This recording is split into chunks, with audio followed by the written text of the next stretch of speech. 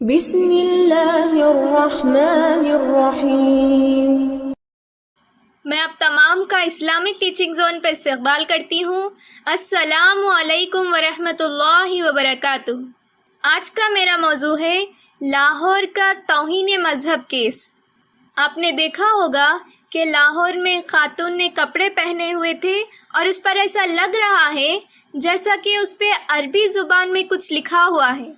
تو ہمارے یہاں کچھ مذہبی جنونی لوگوں نے ان کو مارنے کی کوشش کی اس بیس پر کہ یہ قرآنی آیت لکھی ہوئی ہے اور یہ محترمہ قرآن کی اور اسلام کی توہین کر رہی ہے، اور اس پر سیدھا سزائے موت سنا دیا گیا۔ دیکھیے، لا علمی اور کم عقلی کی انتہا ہے یہ۔ اسلام کے نام پر اپنی فرسٹریشن نکال رہے ہوتے ہیں ہم۔ اگر وہاں ایس پی صاحبہ نہیں ہوتی اور انہیں نہ بچاتی تو ایک بے قصور کی جان چلی جاتی۔ دیکھیں، تحقیق ہم لوگ نہیں کرتے اور چڑھ دوڑتے ہیں، بس فتوے لگانے کے لیے، قتل کرنے کے لیے تیار بیٹھے ہیں، لیکن جب بات دین کا علم حاصل کرنے کی آتی ہے تب تمام جذبات ختم ہو جاتے ہیں۔ قرآن کو نہ پڑھنا، نہ سمجھنا ایسے واقعات کی بڑی وجہ ہے۔ قرآن تو آپ کو بار بار کہہ رہا ہے کہ تحقیق کر لو۔ قرآن کیا کہہ رہا ہے سورہ حجرات کی آیت نمبر 6 میں کہ جب بھی تمہارے پاس کوئی خبر آئے تو اس کی تحقیق کر لیا کرو، یہ نہ ہو کہ انجانے میں تم کچھ ایسا کر بیٹھو کہ تمہیں بعد میں پچھتانا پڑے۔ تو قرآن تو ہمیں گائیڈ کر رہا ہے ہر معاملے میں، لیکن افسوس اس بات کا ہے کہ ہم قرآن کو کھول کر نہیں پڑھتے۔ ہم قرآن کو کھول کر پڑھتے ہی نہیں ہیں، ہم اپنی مرضی کرتے ہیں۔ ہم میں سے اکثر خود کو جنتی اور دوسروں کو جہنمی کا ٹیگ لگائے بیٹھے ہیں، خود کو عالم اور دوسروں کو جاہل سمجھتے ہیں۔ جس پر الزام لگاتے ہیں اس انسان سے پوچھنے کی بجائے اپنی بات کو اس پر مسلط کرتے ہیں۔ اس عورت سے تمیز سے کوئی پوچھ لیتے کہ کیا معاملہ ہے، کیوں تم نے یہ لباس پہنا ہے، یا اس سے پوچھ لیتے کہ اس لباس پر کیا لکھا ہوا ہے۔ اس کا شوہر بھی وہاں موجود تھا، لیکن کسی نے اس سے تحقیق کرنے کی کوشش نہیں کی، اس سے نہیں پوچھا، ڈائریکٹ کہہ دیا کہ بس اب اس کی سزائے موت ہے۔ آپ خود سوچیں، اگر وہ ایس پی اس معاملے کو اتنے اچھے طریقے سے ہینڈل نہ کرتی تو ایک قیمتی جان کا نقصان ہو جاتا، لیکن ہمارے نزدیک کسی جان کی کوئی اہمیت ہی نہیں ہے، کیونکہ ہم نے قرآن کو صحیح سے سمجھا ہی نہیں ہے۔ جو قرآن کھول کر پڑھتا ہے وہ تو یہ جانتا ہے، اس کو تو جان کی قیمت کا اندازہ ہے۔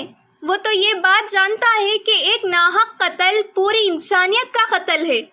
صحیح مسلم کی حدیث ہے، نبی صلی اللہ علیہ وسلم سے روایت ہے کہ پچھلے امت میں ایک نبی تھے جن کو چینٹے نے کاٹا تھا، تو آپ صلی اللہ علیہ وسلم نے فرمایا وہ نبی نے ساری چونٹیوں کو جلا ڈالا۔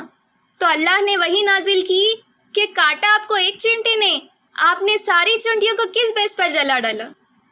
سوچو، نبی صلی اللہ علیہ وسلم بلا وجہ ایک چونٹی کو مارنے کی اجازت نہیں دے رہے ہیں، تو جو خاتون اس کو پتہ بھی نہیں ہے کہ لوگ میرے اس عمل سے یہ سب سمجھیں گے، اور نہ وہ قرآنی آیت لکھ کے گھوم رہی ہے، آپ پوچھ تو لیتے نا کسی سے کہ کیا لکھا ہوا ہے یہ۔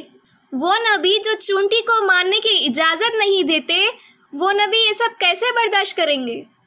اور اگر بالفرض کپڑوں پہ کچھ عربی کی آیات ہی لکھی ہوئی ہوتی بالفرض، تو بھی مارنا نہیں بنتا۔ آپ ان کو سمجھائیں گے یہ جو ہے قرآنی آیات کپڑوں پہ لکھی ہے، یہ کپڑوں پہ لکھنا مناسب نہیں ہے، آرام سے بھی تو سمجھایا جاتا ہے۔ اللہ کا بہت بڑا فضل ہوا کہ اس بیچاری کی جان بچ گئی، ورنہ تو بہت ہی مسئلے کھڑے ہو جاتے۔ تو خدا را اس ایک بات کو اپنی زندگی میں شامل کر لے کہ عقل و شعور سے کام لینا ہے، ہر معاملے میں جذباتی ہو کر کوئی قدم نہیں اٹھانا۔ آپ کا ایک غلط قدم کسی کی زندگی چھین سکتا ہے، کسی کی خوشیوں کو غم میں تبدیل کر سکتا ہے، کسی کے گھر کا سکون چھین سکتا ہے، صرف آپ کے ایک غلط قدم سے۔ اور اگر آپ گلوبلی اس چیز کو دیکھیں تو کروڑوں لوگوں کو آپ کا یہ قدم اسلام سے دور کر سکتا ہے۔ کروڑوں لوگوں کے دل میں اسلام کے لیے نفرت پیدا ہو سکتی ہے، کیونکہ ہم تو یہ کہتے ہیں کہ اسلام کا مطلب ہی امن ہے۔ جب اس طرح کے واقعات سامنے آتے ہیں تو لوگ سوچنے پر مجبور ہو جاتے ہیں۔ اور دیکھیں، اس لیے تو ہم آپ سے بار بار کہتے ہیں کہ قرآن کو سمجھنے کی کوشش کریں، قرآن کو ترجمے سے پڑھیں، قرآن کے بارے میں سوچیں، تدبر کریں، اپنے دین کو جانیں۔ جب آپ دین کو سمجھیں گے تو آپ جذباتی ہو کر کوئی بھی معاملے کو ڈیل نہیں کریں گے، آپ عقل و شعور سے کام لیں گے۔ جہالیت کی وجہ سے ہم ہر عربی زبان کے لفظ کو قرآن سمجھ لیتے ہیں اور پھر جذباتی ہو کر ایسے واقعات کی وجہ بن جاتے ہیں۔ خدا را غور و فکر کرنا شروع کرے، صحیح دین کو خود بھی سمجھے اور پھر اسے آگے بھی پھیلائے۔ آخر میں اللہ تعالیٰ سے دعا ہے کہ اللہ تعالیٰ ہم سب کو ہدایت دے اور ہمیں صحیح معنوں پہ اسلام پہ چلنے کی اللہ تعالیٰ توفیق عطا فرمائے، اور اللہ تعالیٰ ہم سب کو کہنے اور سننے سے زیادہ ان باتوں پر عمل کرنے کی توفیق عطا فرمائے۔ آمین۔